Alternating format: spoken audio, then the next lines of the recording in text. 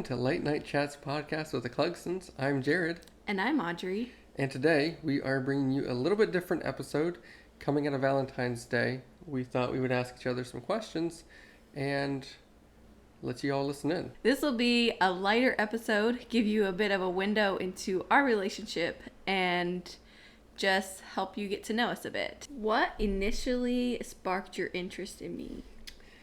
Yes, what initially sparked interest?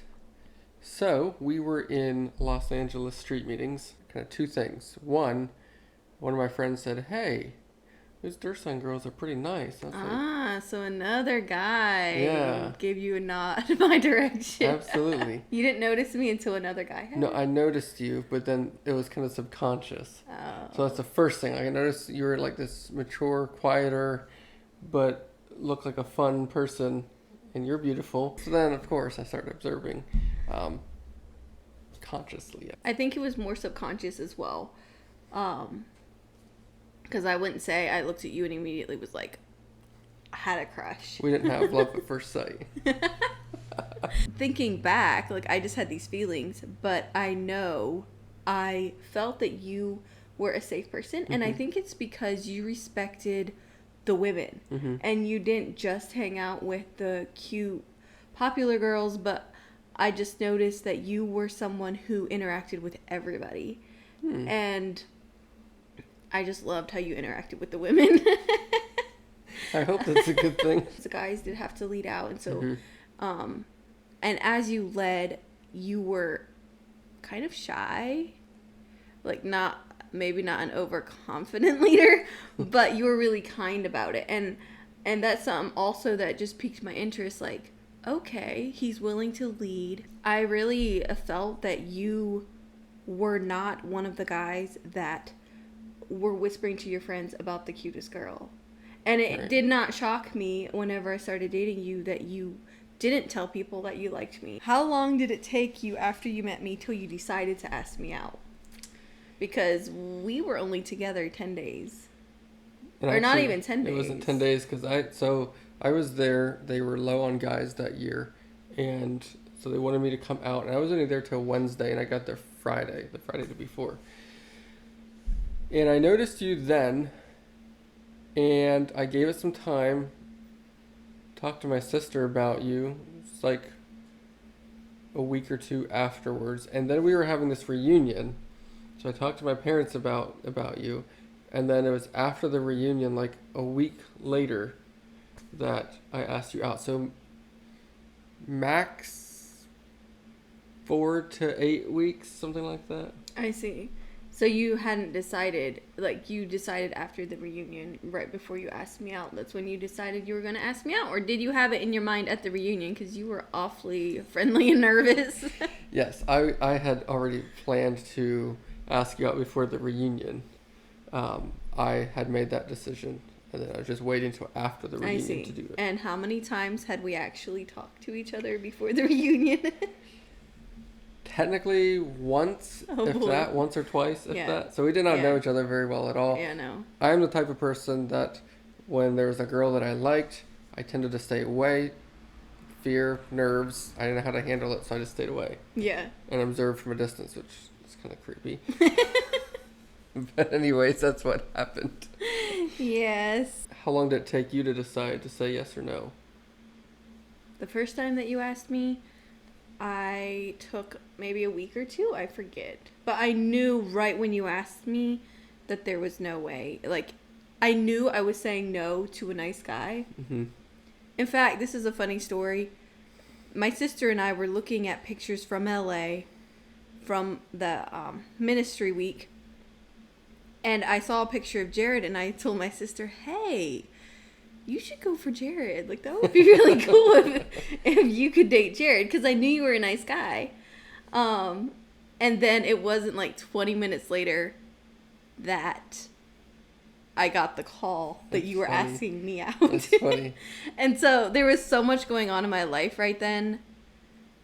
There was no way, but I still wanted to give it time to think about it. Yeah, so for sure. I think it was about 2 weeks. Did you expect me to say yes the first time you asked?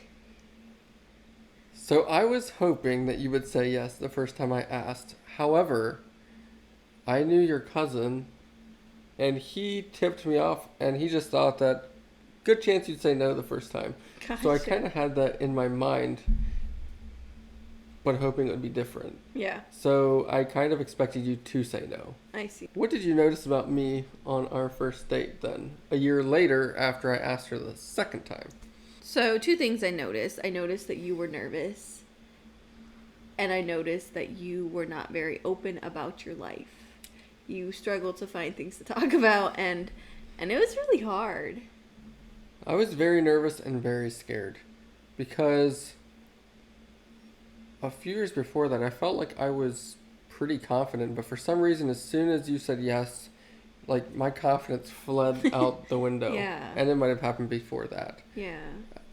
But I was so scared I didn't know what to say, and I felt like I was just saying like, so what I'm trying to say is like just all the bumbling around, like not even getting anything out. It wasn't that I desired to hide anything so much as I couldn't get the words out. I wanted to get words out. I just didn't. I was locked up. Yeah. Yeah. So what did you notice about me on the first date? Yes. I noticed your beauty. And I just noticed your smile and your sparkly lips. I had you some lip gloss. So that's what I noticed. And I noticed shoes a lot, so I noticed your shoes. I thought they What were was pretty I cool. wearing? I don't even remember. They're white, kind of like, not really Vans, but maybe like a low skate shoe or like just a. Are you sure it wasn't Converse? That was my Converse era. I had like every color of Converse you could want. It could be. It was more of a glance, but I just. Yeah. I remember noticing them. Okay. What else did I notice? I could tell you were nervous, but you seemed confident, even with the nervousness. I just remember you would ask really good questions, and I didn't know what to ask either. Like I didn't come with a list of things to ask. Okay.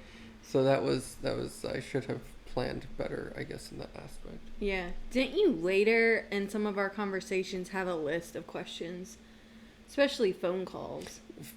Oof, yes, phone calls. That's another subject entirely. But yes, I would write down We everything. still don't do well on phone calls. We still get nervous on phone calls. Just voice message, WhatsApp. It's great. How was dating different than you imagined it would be? So I imagined that I would have a crush on a guy, and then he would magically ask me out, and it would just be so glorious to go on these dates because I had such a crush on him, and we would just connect, and it would be so fun. Mm-hmm. Not what happened. I knew I liked Jared, and I knew I respected him so deeply, but those feelings of a crush just were not there. And I think a lot of it was because I was so terrified. I was so scared of a relationship with a man. I was terrified of the thought of marriage. And so all these fears just really kept me from being able to be free and just enjoying the relationship. And so dating was such hard work. And I was very stressed out a lot of our dating time. So how was dating different than you thought it would be? So, similar to what you said, in that I thought that, after several dates, you'd start getting these feelings for me. We would just like hit it off, just have loads of fun, just, carefree, but also serious. But, I think I panicked on the second or third date when you were just like, I have no feelings. I told you that on the third date. Yes, I guess you did. Oh. Because you've been talking about it with your Halsey. And then you just mentioned it to me, and I was panicking, like, how do I get this girl to feelings and give her more flowers? Give her more flowers. He brought me a gift every single day, a huge gift, like a big bouquet of flowers and chocolate. Like, I got so much chocolate when we dated. And like those things just didn't work, and there was no manual that says, here, this is how you date, and everyone you ask is, oh, get this little grin on their face, say, "You'll figure it out." Worst advice ever. Worst advice We ever. were not figuring it out. No, we weren't. What advice would you give someone who is wanting to start a dating relationship? One thing that I would say is really pray about it and search your heart as a person. Don't go into a dating relationship expecting that you will stay the same. Two people coming from different backgrounds, especially, they think different about life. They see, spiritual things differently. There's just a lot of things that are different in the way they grow up, and it's not that it's wrong at all, but if you feel that like your way is kind of right and you go into a relationship like that, it's gonna not be a good day. And so that's kind of what happened with me. Is I expected that, I just assumed we would agree on everything. That was kind of a preconceived idea. And probably the best advice I got from my brother is don't expect that you will not change or have to change in a relationship. Like, it's about two people coming together and seeing, how they can mesh and become one. Mm-hmm. And there's going to be some parts of you that you're going to have to let go and, decide what's important and what's not. Absolutely. So what advice would you give to someone if they're wanting to start a relationship? So, don't let the dating relationship become your identity. Mm-hmm. I feel like that happened with me, even though I didn't want it to be. It's just a relationship that you're trying to figure out if you can get married. Yes. So, if you need to break up, that's okay. Yes. And it's really hard because all the aunts, all the grandmas, all the family members that loved you when we broke up for that season, they were heartbroken. And it made it really difficult for me to even be able to make a clear decision, because then I felt really guilty about needing to end the relationship. And it's just a trial. Dating is just trying it out to see if it'll work for life, okay? So it's perfectly fine if you need to break up. And everyone right now is like, oh, they broke up and then they got married? How dare they? Okay, next question. What is one thing you wish we would have done differently with dating? I wish we would have kissed more. On the lips? I don't know. But I wish we would have had more physical contact after we got engaged, especially because, not that the wedding night was so overwhelming, like some people say, there's so much to work through. I didn't feel that so much, as I think some physical contact, more than what we had, would have helped me relax and would have built some trust with me before we got married. So I wouldn't have minded more physical contact and even some kisses, maybe not on the lips, but like on the face, and just to get used to some of that. And you're specifically saying like after engagement. If you're promised to each other, then there's that commitment level established. Yes. Yeah, that makes sense. I don't think a physical touch should exceed the commitment level. Yeah, that's really good. What about you? What do you wish we would have done differently while we dated? So, two things. One of them is on me. The boundaries that we did set, sometimes I would push them just a little bit. So I wish that I would have not done that, just like set boundaries and then kept them. I think part of why I pushed them was because I didn't necessarily fully agree with them. But I was too scared to actually say, well, my boundary should be here instead. I see. The one thing I wish we would have done differently is I would have wished for holding hands more, a little bit more physical touch. I don't know, like I would not have been comfortable kissing on the lips, maybe on the cheek. That was pushing it for me, but at least holding hands.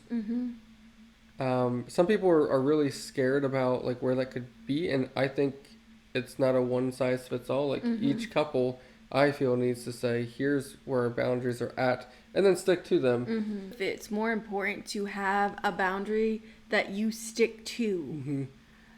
Like wherever your boundary is, that you do not cross that, than it is about like not doing anything at all. Yeah, I mean, because one of the fruits of the Spirit is is just Self-control. moderate. Yeah, self-control, being moderate in all things. And so, to me, I feel like as a guy, having an established boundary and then not pushing that is an act of respect to you. Oh, yeah. What is one thing you did not know about me before we got married? Considering it seemed like our dating relationship was a lot of hard work, after we were married, I didn't realize how playful you were. I really loved that. It's so fun. It took me a while to warm up even after we were married, didn't it?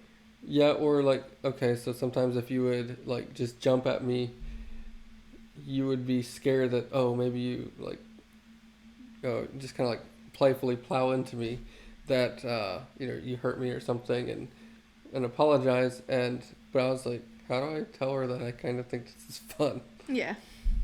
So how about you? What is one thing about me that you didn't realize beforehand?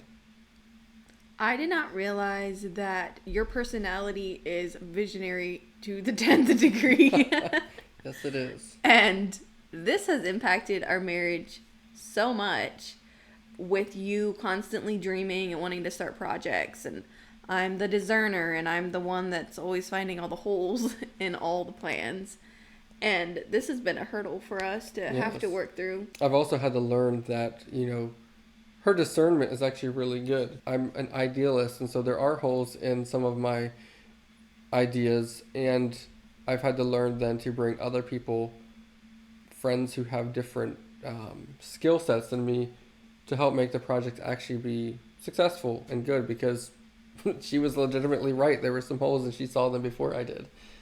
One of the best pieces of advice you got that I feel like helped this was someone told you that you need to first go to your friends with your ideas before you come to me, because it felt really scary and I would always just freak out at his new ideas. They hadn't been tempered much at all, and there were still these huge big ideas in the sky. And he'd bring them to me, and I just would freak out. And so someone told him, first take them to your guy friends, let them point out some holes and things, and then bring a more realistic picture to your wife.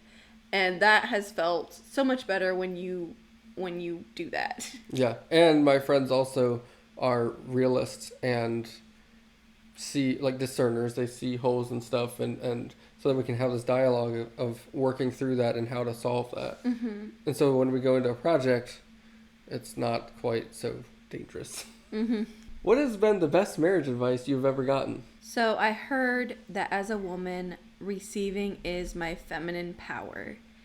And that has done amazing things. I'm not sure if you always are aware of it, but as a woman, it can be really hard to accept the things that you offer to do for me, or the gifts that you get to me feel extravagant. But to be able to receive from you with joy and with a smile on my face, it does a lot for me, but I think it also does something for you to be able to give and to be received like that. Mm-hmm. And so I have felt times when our intimacy is lacking. If I can just up my receiving, my gratitude towards you, it helps our intimacy. And I don't know if you've noticed that, if you've noticed me doing that, but I sense that. Wow, that's pretty powerful. So there's times I can sense that, like, it's hard for you to receive something, but I didn't think about you upping your receiving helps. I can see that now. That's really good. I like that. When we were first married, Jared would offer such outrageous things, and it was so hard for me to receive. He would come home from a long day of work, and there would be dishes to do, and he would say, hey, why don't you go sit on the couch, and I'll do the dishes. And it was literally physically hard for me to receive that. And I remember a time when I went crying to the couch because it just went against everything in me to receive this. Like, why is he offering such outrageous things? And I kind of have this attitude like, oh, she's taking it hard, but you know what? She needs love, and I'm just giving it to her. And I just had such glee about doing it. Something that I want to do better at is adding humor to potentially hard situations. So if one thing that irritates us a lot is bumping into each other in the bathroom if we're trying to get ready to go somewhere, hogging the mirror Trying space, to get the mirror. hogging the sink space, or else even cooking in the kitchen sometimes, getting in each other's way as we dig in the drawers and cupboards.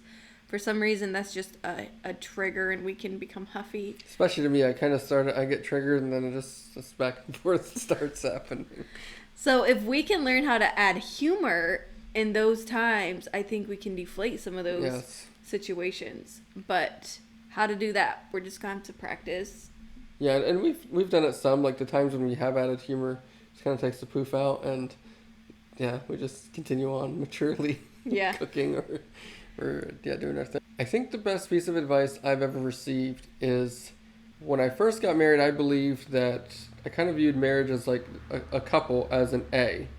They kind of lean on the other one, and if, like, let's say I go away for an evening or you go away for an evening, or like I thought we always had to be together, over dependent on one another, and like if one of us left for the evening, boom, you just fall. Like you need that crutch.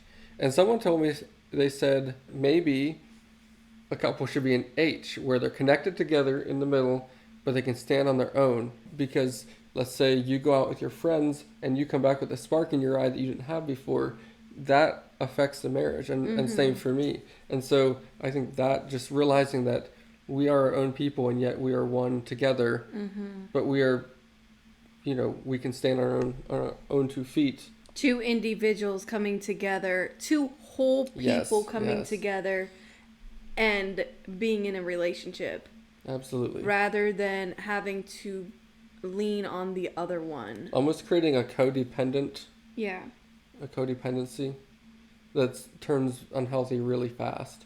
Okay, there you have a peek into our lives. Thanks for watching. If you like what you see, subscribe and share it with others.